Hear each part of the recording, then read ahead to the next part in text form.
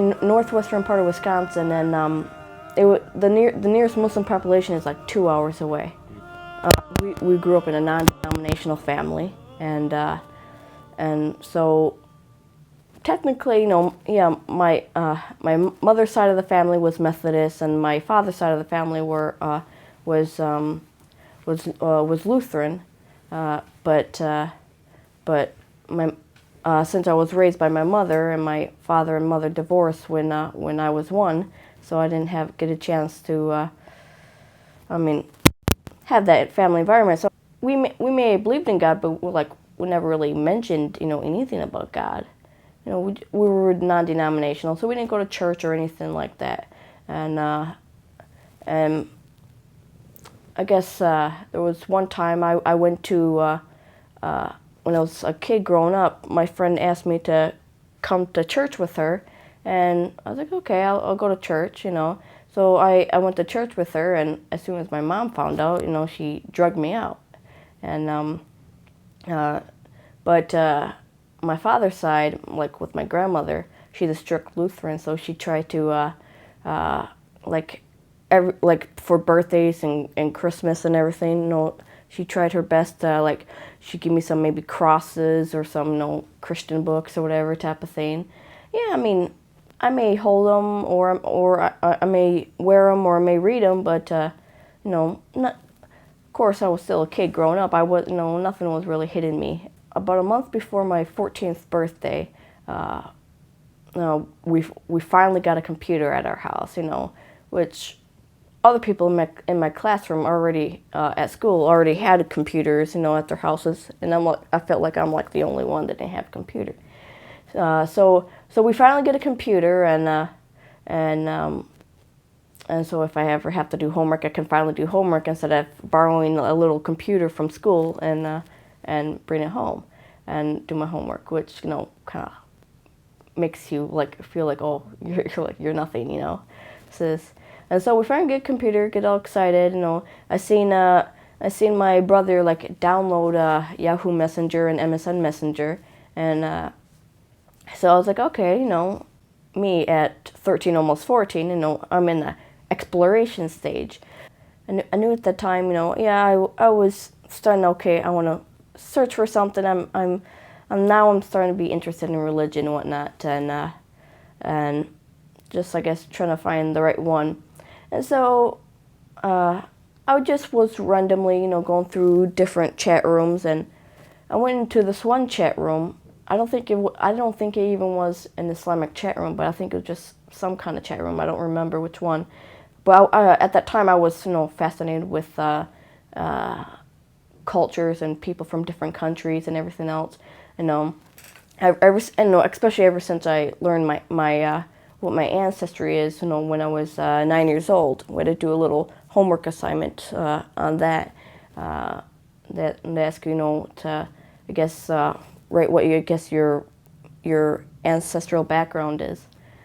So finally found out, okay, I'm like half Norwegian and Swedish and British and Irish and German and Dutch, I met this one brother. He was a Sunni Pakistani brother that lived in Dubai, and he told me his name and told me that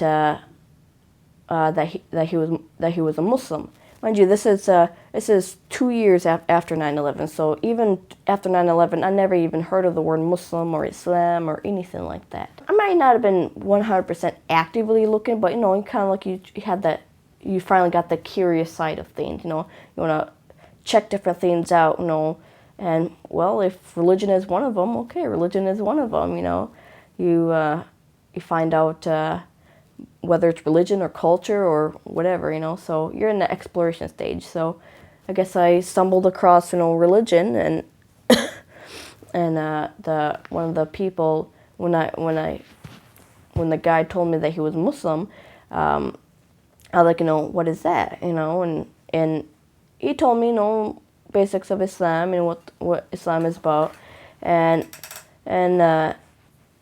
me and him were talking for about a good about month and a half, 2 months, and then at the time I finally met a couple more, Muslims, on Yahoo Messenger. It's when they used to have chat rooms, and so, and this time, a couple of them, yeah, might have been across the world, but a few of them were here in USA, and one of them I had a little bit more connection to because I guess he was in Chicago, and so he wasn't that far away from me compared to the other people, and so so they were all telling me about Islam, and by that time it's already December of 2003, and because when I first started my exploration into Islam, when I was first introduced, it was September of 2003, and so here it is, December 2003, and the people I met online, they finally sent me some books and some materials, and with me, I'm a person that likes to read, and so I opened up the first book, and I was reading, and I would sit next to my mom while she's on the computer, and I would read to her too, and about Islam. Then about a month before I converted to Islam, I decided after that much reading, I was like, okay, I'm gonna stop eating pork now, and I never really did like pork anyway, probably, of course, this is probably before, we found out about beef and chicken hot dogs, so that's probably the only thing that I missed was the hot dogs, and so it's like, I was like, okay. But there was one time where my mom, like after my week of not eating pork, all of a sudden my mom like made this one dish, and she kind of like knew I couldn't like resist eating it, so I ate it, and she's like, oh, I knew you couldn't do it, type of thing, and but after that, I never had another bite of pork after that, and then when it came to March of 2004, about a week before I converted to Islam, I had this kind of like regular kind of like winter scarf that you put around your neck. I kind of put on my head, since I didn't have anything then, and so I put on my head, to practice, see what it feels like, and then after like that week was up, it was on a Saturday, March 20th of 2004, and that's when I decided I'm I was talking to a brother from Chicago, and I was like saying, okay, I'm gonna go finally go to the masjid today, which is about a 2-hour drive for me, and I mean, of course, for me, you're thinking everything's open, but of course, I guess at that time, since it's a small Muslim community, the masjid is not open, normally on Saturdays, and so. But I had the secretary of the masjid's number, so I gave him a call, and I'm like, I'm like, here at the masjid, I want to, come in, right? But before that, when I was talking to the brother on the phone, I was telling him I want to go to the masjid. He was saying that, well, before you do that, I want you to convert to Islam. I was like, okay, I guess I just needed that push, I mean, I probably wouldn't even have thought about converting or not converting. I mean, it just never came to me. Otherwise, I probably would have just been reading till today, and because I guess I didn't know there was such thing as probably like conversions and everything else. I'm like, okay, and so he called up another brother, to be the witness to my shahada, and while I was saying the shahada, and I was repeating after him the shahada, and I was getting like goosebumps all over my body and everything else. Here it is, like 9 a.m. in the morning on Saturday, and so after that, like we hung up, like promptly after that, and I go downstairs and I tell my mom, oh, I converted to Islam, like right away, and of course right away she got mad at me, and she's like started yelling at me and everything else, and I was like, ah, and But after about an hour, because we did have plans to go to the masjid anyway, we both agreed. And after an hour, she calmed down, and we got ready and we left for the masjid. And so when we arrived at the masjid, found out it's closed. So I called the secretary of the masjid. And I was like, "We're at the masjid, but it's closed." I guess he only lived maybe a couple minutes away. So so he came to the masjid, opened it up, kind of gave us a little tour around. Very small, but still, it's something. So so my mom was telling me in the car on their way there that she said, "Oh, I want to convert to Islam too." It's like, okay, and so so we went to the masjid, toured around, and before we were about to leave, we were in the masjid area, and I was like, "Oh, my mom wants to convert to Islam too." So, he said the shahada to her, and she repeated it, and so before we left, he gave us, a Quran that was from the masjid, and I guess a book holder for the Quran, and I guess one of those how to pray books that I guess they had laying around. Like, okay, so of course right away I went into like, okay, reading the Quran and the commentary first. So even till this day, I'm still yet to finish reading the Quran for the first time, after 11 years of being Muslim, and because I'm taking my time and reading it, trying to get it all in depth first, and then maybe after I finish reading the Quran with the commentary, then I'll like just read it normally, right? And so I think it's going to be like a big milestone for me once I finish reading them for the first time. But that was my part of Islam, of converting to Islam. Then, of course, when I first converted to Islam, I first became a Sunni, Muslim. Then 9 months later, became a Shia Muslim. When I first converted to Islam, I guess, especially for a new Muslim, the very important time for a new Muslim, I guess, is in the first few months, of Islam. And so when I converted, I was doing my own reading probably for a good a month or two. And in that time, I met a Sunni imam back in Florida, and I think I met him over chat or something like that. I don't remember how I met him, but I met him, and me and him became really good friends. We started talking. He was helping me with memorizing surahs and everything. He wouldn't get off the phone until I memorized the surah, and so I could be on the phone for a good 2 hours until I memorized that surah, and so we'd be talking, and then at that time, since I got really involved into Islam and praying and doing all that stuff, to the best of my ability, I told him, I want to. I was interested in, I want to go to an Islamic school, and so found about this Islamic school, I guess down in Chicago, strict Islamic school, I guess. You have to dress a certain way and act a certain way. And then I finally get there in beginning of August, of 2004. I was there for boarding, so I stayed there, all day and all night, because boarding school.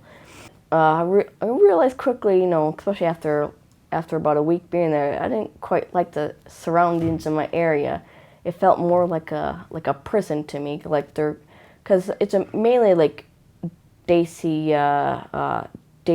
Islamic school, so it was like really strict. You had like barbed wire fence, around the school.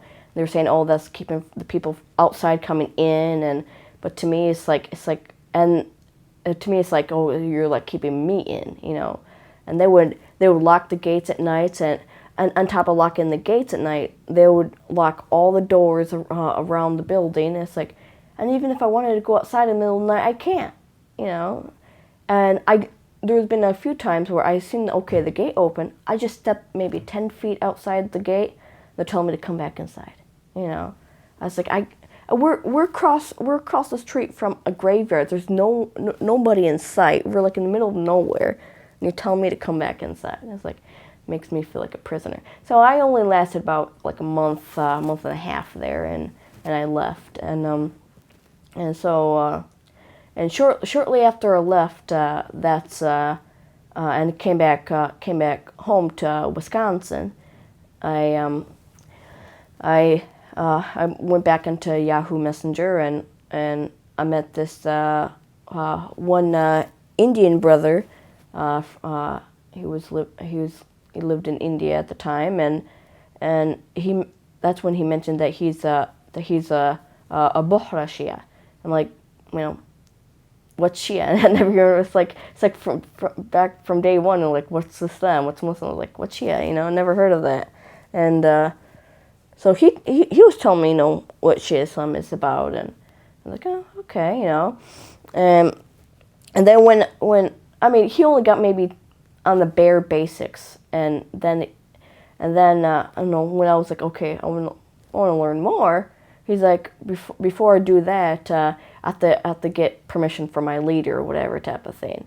And I guess we were like waiting forever, and in the meantime, while we were waiting, I met this Iranian Shia brother, you know, of the Isna Ashari at a university there or something like that.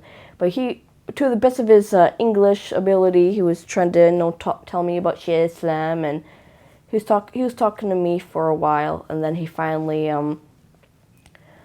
sent me, like, you know, in the course of maybe a couple of months, he sent me probably a couple boxes of books, and so the first book I picked up, you know, was really like the Know Your Islam type of book, you know. The stuff kind of I already know, but kind of also a little touch of bases about basic Shia Islam. And so I read that, like, okay, you know. But then then the second book I picked up was Then I Was Guided. And so I picked up that book, and I read it all the way through, and as soon as I got done reading that, I was like, I know, I want to become a Shia Muslim, you know. And so I looked up online, you know, at the Shia.org under the Islamic organizations there, and and so I looked up, you know, like the nearest Shia organization to me, and like, yeah, you had Minneapolis, and then you had Chicago. Those are like the two closest ones to me. Like, okay, I'm looking through all the names, and like 99% of them were just regular names, and like I want to like talk to like an imam or something like that, you know, because at the time I didn't know, you know, what I didn't know, like, okay, the Shias Shia leaders are called Molanas and whatnot. So of course, you know, at that time I'm still at the imam stage, you know, like I'm looking for someone that has like a title, you know. So I finally found only one person out of the entire list that had a title, you know, and that was the Molana here at IEC Husseini in Chicago, and Molana Sayyid Mahbub Mehdi. And I was like, so I was like, okay, I'm gonna call him. And I guess it was his own, I guess, personal cell phone number, you know, that was on the website. So I called him up. It's like, you know, 9, 10 o'clock at night, and so I call him up, you know, I'm in my room and everything else, you know, no one can hear me. And so I was talking to him, and I was saying how, like, I just got done reading Then I Was Guided, and I was like, oh, I want to know, when to become a Shia, how do you become a Shia? He's like, oh, since you already said the Shahada, just say Ashhadu wa anna Aliyyun waliyullah. Like, okay. So instead of that, he's like, okay, now you're a Shia, you know. And so when the Iranian brother sent me some books, he also sent me some materials too, like, you know, like a turba. And so I got along with the books, I had the How to Pray book too. So I started reading from that book, and that's how I started praying the Shia way.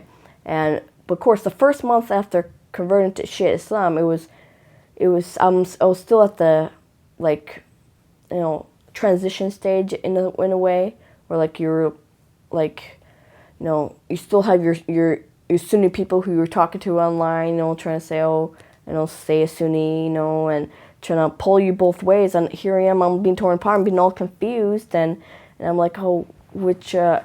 So I called up Mo, and I'm like, say something to me that that will keep me on the path of Shia Islam, because to all the confusion. Because at times I would be praying the Shia way, and then at other times I might be praying the Sunni way. So I was literally like doing both ways, and so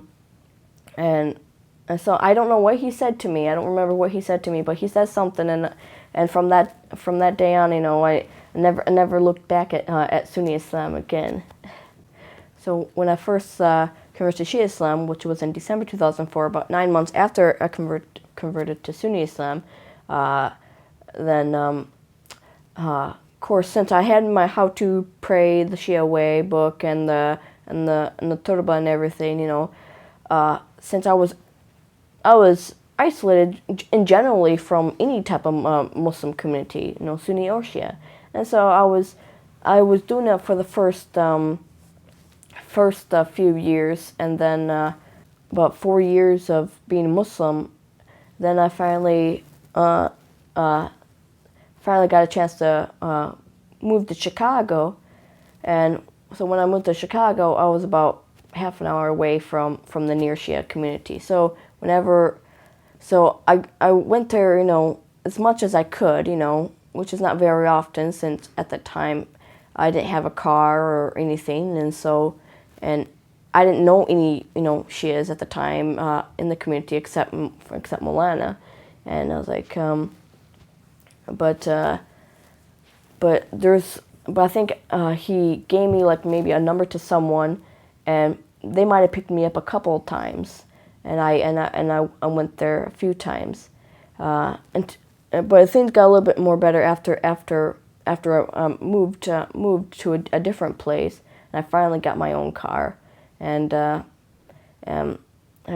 I went there a little bit more than I did when I first moved to Chicago, and but of course many times, probably even till today, even after 11 years, whenever I go there, I mean, I don't know about the other couple of converts that might be there, IEC, I don't know about them, but I know for me, I don't feel that as much accepted there, it's like, since it's majority, if not all, Daisies there, and I feel like whenever I go, I'm like the only white person there, and I don't have everyone coming to me and having me be introduced or anything like that, just they're with their clique, and I'm just isolated by myself. That I started going there, that I made friends with, I guess, Milana's wife at the time. Majority of the people, I guess, didn't want to really associate with her too much, even though, yeah, they may say their salams to her, but for one, yeah, she's not Desi, she's Iraqi, and at the same time, to them, they think that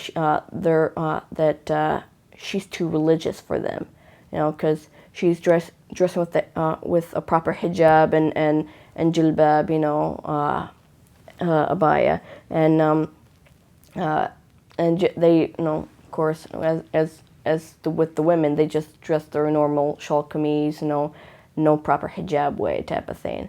After maybe a couple of years of being in Chicago, I finally started wearing the jilbab along with my hijab, because before that I was just wearing the long sleeve shirt and long pants, and so I finally started wearing the jilbab, and of course that doesn't even make anything any better, in a way where, of course, now I'm just isolating myself even more, It's like, now I have to find a group of people that